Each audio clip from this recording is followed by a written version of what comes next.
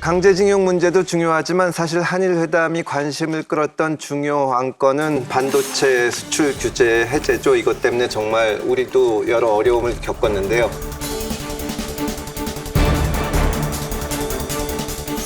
일본은 3개 품목 수출 규제 조치를 해제하고 한국은 WTO 제소를 철회하였습니다.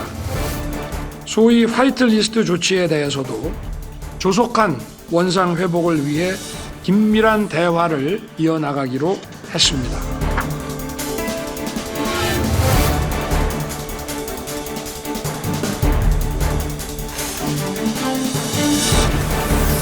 여러분들이 마음 놓고 교류하고 혁신적인 비즈니스. 이번에 이 문제 처리 어떻게들 보셨습니까? 저는 이제 실제 제가 담당을 했었기 때문에 그 산업계 관계자들 이야기를 많이 들었거든요. 어찌됐든 화이트리스트라는 것은 우리나라를 특별 대우해 주는 것이었는데 그것을 배제함으로써 우리가 많은 피해를 입은 게 사실이라는 거죠. 사실 외교적으로 가장 큰 현안이자 이것을 관철시키는 것만 해도 이번 정상회담의 가장 큰 업적이라고 보죠. 지금 취재를 해봤거든요. 대통령실에 있는 그 분들한테 연락을 해봤더니 이게 사실은 그 일본 측에서는 처음에는 아니 수출 규제 이거는 징용 이 사건과 아무런 상관이 없는 겁니다. 이렇게 주장을 했다고 해요.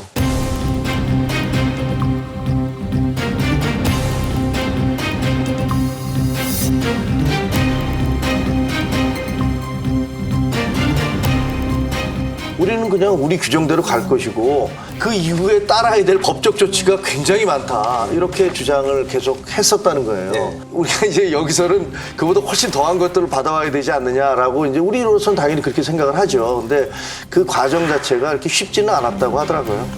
그게 처음에 화이트리스트에 배제한 것 자체가 분명히 그 징용공 판결 때문에 시작된 문제임은 틀림이 없어요. 네. 그런데 그에 대해서 우리 정부가 반응하기를 그럼 소부장 산업을 우리나라에서 육성하겠다 하면서 수천억 예산을 투입을 했거든요. 네. 근데 사실 수율이 낮아서 효과가 없는 그런 상황이 되고 또는 국산화했는데 가격이 일본에서 수입하는 것보다 훨씬 비싸면 산업에 결국은 부담만 주잖아요. 그러니까 정부 예산으로 계속 밀어 넣어가지고 오늘날까지 온 상황인데 그리고 이미 과거 몇 년 전의 얘기입니다. 대일 의존도가 심화돼 있었던 상황에서 우리 나름의 과학기술계나 연구개발계 또 정부 당국자들이 그 합심된 노력으로 인해서 상당 부분 국산화에 대체를 했고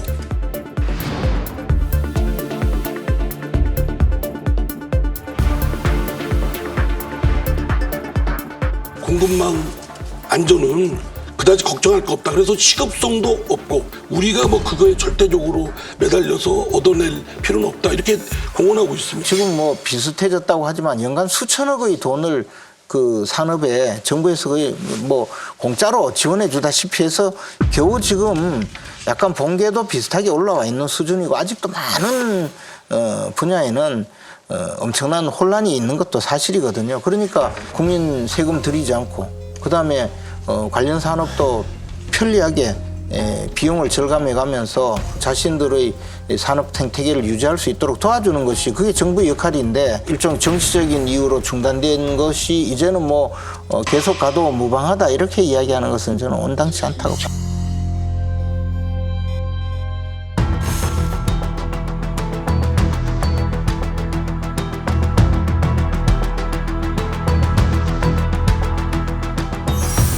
오므라이스 한 그릇에 국가의 자존심과 피해자의 인권, 역사의 정의 전부를 다 맞바꾼 것이다. 영업사원이 결국 나라를 판 거 아니냐라는 그런 지적조차도 전혀 틀린 지적 같지는 않습니다.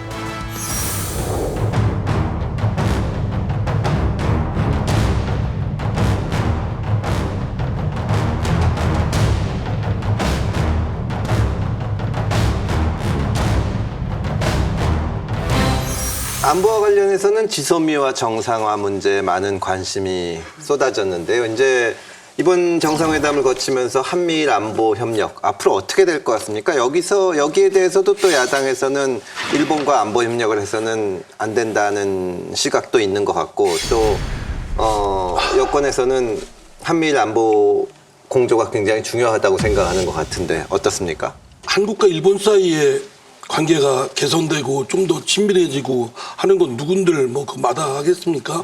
다만 아주 쓰라린 역사의 경험이 있고 우리가 또 일본으로부터 강점을 당했던 역사적 경험이 여전히 국민들 내리속에 있는 상황에서 한국과 일본 사이의 군사동맹까지 승격시키기에는 너무 이르다. 이게 이제 디딤돌돼서 결국은 제일 이해관계 있는 게 사실 한국과 일본보다는 미국 아니겠습니까? 그렇죠. 미국이 대중국 포위 전략 거기에 사실은 우리의 국가 이익이 또 이해관계가 어떤지는 좀 살펴봐야 될 문제가 있습니다. 미국 또 일본은 물론이고 중국과의 관계도 균형 있게 잘 설린 관계를 맺어야 된다고 생각합니다. 현실적으로 가능하지 않은 주장인 것 같아요. 저는 제가 보기에는 미국이 중국을 대포위 전략을 하고 있는데 우리가 가담하고 있는 거 아니냐라고 그렇게 주장을 하잖아요. 시각을 바꿔보면요. 우리가 거꾸로 미국을 그 손을 잡고 우리에 대한 어떤 그 안보 위기를 극복하고 있는 그런 측면이 분명히 존재하거든요. 중국과 북한은 거의 혈맹이라고 하면서 계속 중국은 그 북한에 대해서 경제 지원도 하고 식량 지원도 하고 하면서 독재 정권이 살아남도록 보호하고 있는 거 아닙니까? 그 옆에 있는 러시아도 우크라이나 침공한 그런 독재 국가 아닙니까? 러시아와 중국, 북한이라는 그 막강한 국가들을 우리가 뭘로 막을 수 있겠습니까? 그러니까 당연히 우리는 미국의 손을 잡고 또 일본도 끌어들여서 가능하면 정보도 받아내고 이런 주체적인 입장인 거지 이것을 마치 무슨 우리가 미국의 전체적인 그림에 끌려 들어가서 비주체적으로 뭐 끌려다닌다라는 식으로 규정하는 거는 저는 옳지 않다고 생각을 합니다. 지금 말씀하신 대로 한미동맹을 뭐 경시하거나 훼손하자는 뜻이 아니라 그 관계도 또한 잘 해야 되겠지만 대중국 관계도 우리로서는 필연적으로 경제 문제가 동떨어져 있는 게 아니라 그 또한 안보 문제만큼 중요한 이익이 있는 겁니다. 그래서 우리는 사실 줄타기를 하지 않을 수가 없어요. 줄타기 이야기 나오니까요. 한국의 대통령은요, 사실 일본에도 우호적으로 지내야 되고 또 중국에도 우호적으로 지내야 되기 때문에 박근혜 전 대통령의 경우에는 사실 굉장히 그 비난을 받아가면서까지 인민해방군 그 사열식에 참여하기 위해서 천안문 성리에 올라갔거든요. 그때 우방국가에서는 사실 아무도 가지 않는 그런 상황에서도 박근혜 전 대통령이 그 성리에 올라간 것 자체가 우리나라의 어떤 안보적 현실을 보여주거든요. 박근혜 정부 때 이 지소미아 협정을 체결했거든요. 그 무렵에 사실은 사드 배치와 다 연계해서 동아시아에서 우리나라가 북한의 핵미사일까지 대비하는 그런 방어 체계를 어떻게 구성할 건가 하는 복합적인 방어 체계의 한 축이라고 보는데요. 예를 들어서 북한에서 미사일을 발사하잖아요. 그러면 이게 궤도를 그리면서 일본 열도를 거쳐서 태평양에 어디에 떨어졌다든지 또는 동해상에 떨어졌다든지 하는 탄착점을 알아내는 데는 일본의 도움이 절실해요. 북한에서 미사일을 쐈는데 어떤 궤도를 그려서 어디에 떨어졌는지를 정확하게 알지 못하면 북한 미사일 성능이라든가 북한이 앞으로 이 무기에 핵탄두를 실어서 보냈을 때 어디까지 어떤 방법으로 얼마나 정확성 있게 떨어질지를 우리가 확인할 길이 없는 거죠. 그래서 지소미아에 의해서 우리가 일본에 얻어낼 정보는 굉장히 크고 우리가 일본에 제공할 정보는 그렇게 많지 않다는 것이 실무진들의 보고였어요.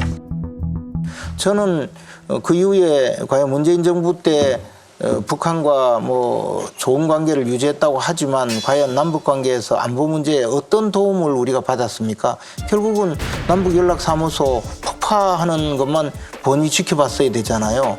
저는 이 지금이라도 우리가 일본과 그 군사협력하자는 것도 아니고 군사정보를 서로 교류하자는 것인데 이것을 뭐 군합발로 자위대가 상륙하네 마네 하면서 국민들한테 불안감이나 조성하는 정치인들은 정말 퇴출돼야 될 분들이라고 생각해요. 그리고 왜 저를 보시면서 퇴출 말씀하십니까? 같이 퇴출시키자는 거 아닐까요? 아니 좀 노력해달라는 거죠. 그 당에서.